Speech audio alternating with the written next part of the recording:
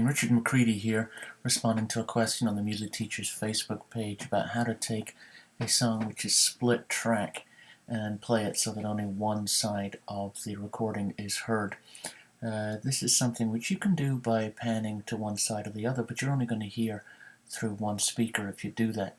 So what you actually have to do is to create a multiple track version of one side of the recording, and we can do that in Audacity.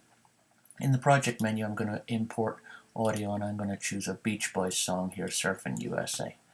The reason I'm going to choose this is because you can see quite clearly that the left is different from the right. The reason for this is that Brian Wilson mixed most of the vocals to the left of the song and most of the instruments to the right of the song, so that when we split it we can hear the vocals better. If I move this over to the left, you can hear Surfin' USA with most of the guitars and drums muted. If everybody had an ocean across the USA. So if we wanted to play that through both speakers and we just had this to the left, it wouldn't work, because what would happen is you'd only hear the left channel and there would be silence in the right.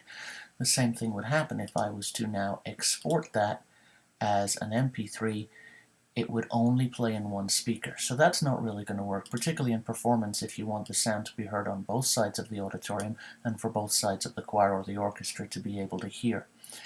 So what we need to do is bring in another version of it. So I'm going to import exactly the same song.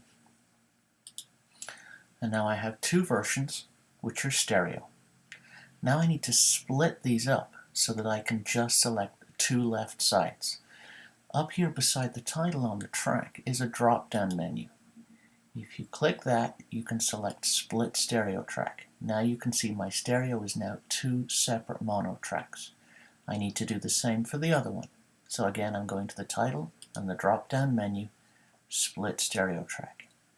Now I have left, right, left, right. I'm going to take the third one down, which is my second left. I'm going to choose the same menu, move track up.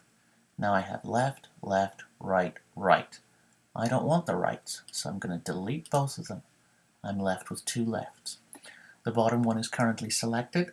By holding the Shift button down and selecting the other one, I've selected both of them, and now I can go back to my drop-down menu and select Make Stereo Track. Now I have a stereo track which is both lefts of the original, so that those will play equally in the speakers in the auditorium or in the classroom. So now I want to export that as an MP3. I'm going to save that to my desktop right there with the same title. Click Save.